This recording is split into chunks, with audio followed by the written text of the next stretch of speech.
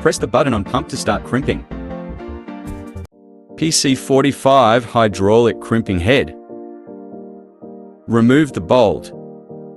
Install the lower die. Install the upper die and secure the bolt. Connect the hydraulic pump through oil hose.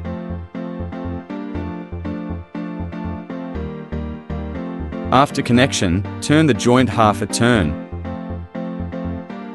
Press the button on pump to start crimping.